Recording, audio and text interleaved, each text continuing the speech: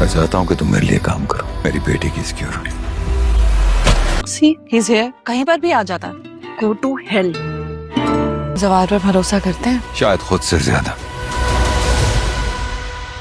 एक बहादुर पुलिस अफसर था, मगर कुछ अर्सा पहले ही उसने नौकरी छोड़ दी। आपकी सेफ्टी इस वक्त मेरा प्राइम कंसर्न है। मैं इसलिए आपसे पूछ रहा हूँ कि आप कहाँ जा रही हैं और किससे मिलने जा रही हैं। अगर जवार की जगह तुम्हारा कोई और बॉडीगार्ड होता तो मैं उस पर इतना भरोसा नहीं करता। 24 घंटे मेरे कहने का मतलब है कि ये मेरे अपने ही किसी इशू में पली महलों जैसे घर में रहती है वो।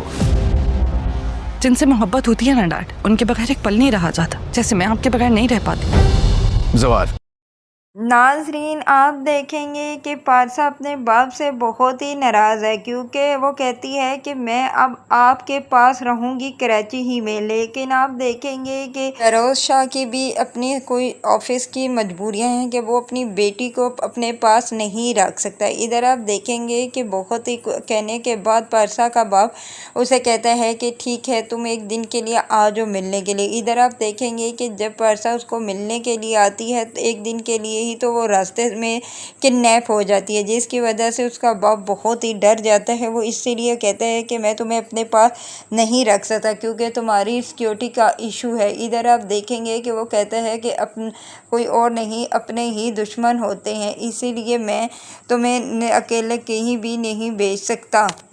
इसलिए आप देखेंगे कि वो जवार को बुलाएगा अपनी बेटी की सिक्योरिटी के लिए और उसे कहेगा कि तुम दूसरी कंपनी की सिक्योरिटी को छोड़ो और मेरे साथ मेरी बेटी की सिक्योरिटी के लिए हायर हो जाओ। इधर आप देखेंगे कि जवार को वैसे भी पैसों की ज़रूरत होती है क्योंकि उसने पुलिस का इम्तिहान पास करना होता है, इसीलिए वो हामी भर लेता है। इधर आप देखेंगे कि अब वो पारसा की हिफाजत करता है और क्योंकि अब वो जान चुका है कि उसकी बेटी अब बिल्कुल ही महफूज हालत में है, उसे अब कोई डर नहीं है, इसीलिए अब वो कहता है कि पारसा को कि तुम मेरे पास यहाँ रह सकते हो। इधर आप देखेंगे कि जवार हर वक्त उसके करीब ही रहता है, जिसकी वजह से पारसा को बहुत ही उलझन होती है और वो उसे कहती है कि तुम मेरे सर पर क्यों चढ़े हुए हो, हर जगह मेरे सामने हाजिर हो जाते हो, क्या तुम मेरा साया बनकर रहोगे। तब वो कहता है कि आपने के बाप ने मुझे आपका बॉडीगार्ड बनाया है, इसलिए मैं हर जगह आपके साथ रहूँगा कि ताकि आपकी सिक्योरिटी की जाए। इस पर पारसा कहती है कि बस करो, मेरा दिमाग मत ख़राब करो, यहाँ से जाओ। इधर आप देखेंगे कि वो एक दिन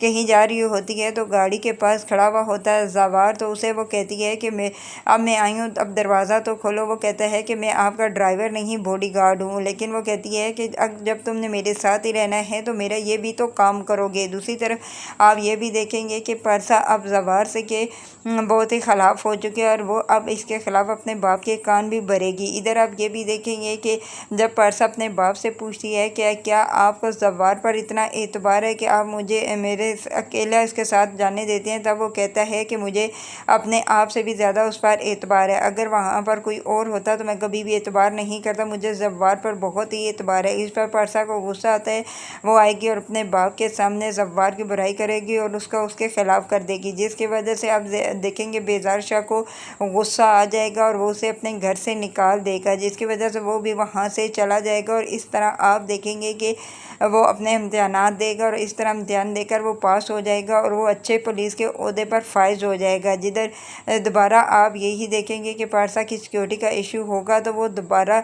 कॉल करेगा जवार को और उसे कहेगा कि मेरी बेटी के लिए तुम मुझे माफ़ कर दो, ताकि मुझे गलत फहमी हो चुकी थी, मेरी बेटी की तुम ही सिक्योरिटी कर सकते हो, तुम्हारे अलावा कोई भी नहीं कर सकता। इधर अब देखेंगे कि जवार शाह बहुत ही अच्छा इंसान है, वो उसकी बात मानकर बेजार शाह की दोबारा आ जाता है। इधर अब देखेंगे कि जवार को जब बेजार शाह इस ओहदे पर देखेगा तो वो बहुत ही खुश होगा, क्योंकि उसकी बेटी का किडनैप पहले भी हो चुके होते हैं, इसलिए वो डर अब तो जवार बन चुका है पुलिस वाला, वो बहुत ही खुश होगा। इस तरह आप एंड पे ये देखेंगे कि इन दोनों बच्चों की शादी हो जाएगी, पारसा को जवार से मोहब्बत हो जाएगी और वैसे भी बेजार शाह को तो ऐसा ही दामाद चाहिए था और वो उसकी शादी जवार से करा देगी। दूसरी तरफ आप देखेंगे कि नदीम के बेटे के तो वैसे ही सपने चकनाचूर हो जाएंगे और उन्होंने गलती तब کر دی تھی جب انہوں نے پارسا کو اغوا کرنے کی کوشش کی۔ آپ دیکھیں گے کہ پارسا اپنے باپ سے بہت ہی ناراض ہے کیونکہ وہ کہتی ہے کہ میں اب آپ کے پاس رہوں گی کراچی ہی میں، لیکن آپ دیکھیں گے کہ فیروز شاہ کی بھی اپنی کوئی آفس کی مجبوریاں ہیں کہ وہ اپنی بیٹی کو اپنے پاس نہیں رکھ سکتا۔ ادھر آپ دیکھیں گے کہ بہت ہی کہنے کے بعد پارسا کا باپ اسے کہتا ہے کہ ٹھیک ہے تم ایک دن کے لیے آ جاؤ ملنے کے لیے۔ ادھر آپ دیکھیں گے کہ جب پارسا اس کو ملنے کے لیے آتی ہے تو ایک دن کے لیے ہی تو وہ راستے میں کڈنیپ ہو جاتی ہے، جس کی وجہ سے اس کا باپ بہت ہی ڈر جاتا ہے۔ وہ اس لیے کہتا ہے کہ میں تمہیں اپنے پاس نہیں رکھ سکتا کیونکہ تمہاری سیکیورٹی کا ایشو ہے۔ ادھر آپ دیکھیں گے کہ وہ کہتا ہے کہ کوئی اور نہیں اپنے ہی دشمن ہوتے ہیں، اسی لیے میں تمہیں اکیلے کہیں بھی نہیں بھیج سکتا۔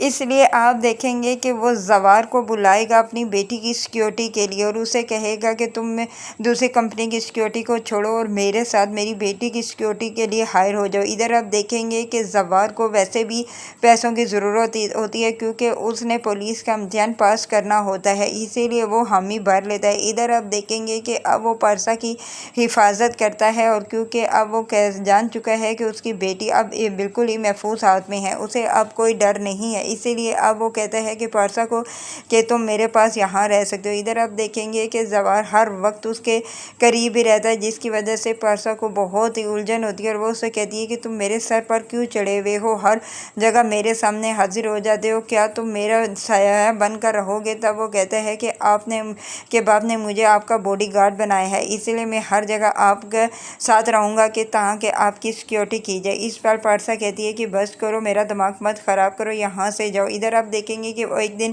کہیں جا رہی ہوتی ہے تو گاڑی کے پاس کھڑا ہوا ہوتا ہے زوار، تو اسے وہ کہتی ہے کہ اب میں آئی ہوں، اب دروازہ تو کھولو۔ وہ کہتا ہے کہ میں آپ کا ڈرائیور نہیں باڈی گارڈ ہوں، لیکن وہ کہتی ہے کہ جب تم نے میرے ساتھ ہی رہنا ہے تو میرا یہ بھی تو کام کرو گے۔ دوسری طرف آپ یہ بھی دیکھیں گے کہ پارسا اب زوار سے کہ بہت ہی خلاف ہو چکے اور وہ اب اس کے خلاف اپنے باپ کے کان بھی بھرے گی۔ ادھر آپ یہ بھی دیکھیں گے کہ جب پارسا اپنے باپ سے پوچھتی ہے کہ کیا آپ کو زوار پر اتنا اعتبار ہے کہ آپ مجھے میرے اکیلا اس کے ساتھ جانے دیتے ہیں، تب وہ کہتا ہے کہ مجھے اپنے آپ سے بھی زیادہ اس پر اعتبار ہے، اگر وہاں پر کوئی اور ہوتا تو میں کبھی بھی اعتبار نہیں کرتا، مجھے زوار پر بہت ہی اعتبار ہے۔ اس پر پارسا کو غصہ آتا ہے، وہ آئے گی اور اپنے باپ کے سامنے زوار کی برائی کرے گی اور اس کے خلاف کر دے گی، جس کی وجہ سے آپ دیکھیں گے بیزار شاہ کو غصہ آ جائے گا اور وہ اسے اپنے گھر سے نکال دے گا، جس کی وجہ سے وہ بھی وہاں سے چلا جائے گا اور اس طرح آپ دیکھیں گے کہ وہ اپنے امتحانات دے گا اور اس طرح امتحان دے کر وہ پاس ہو جائے گا اور وہ اچھے پولیس کے عہدے پر فائز ہو جائے گا۔ جدھر دوبارہ آپ یہی دیکھیں گے کہ پارسا کی سیکیورٹی کا ایشو ہوگا تو وہ دوبارہ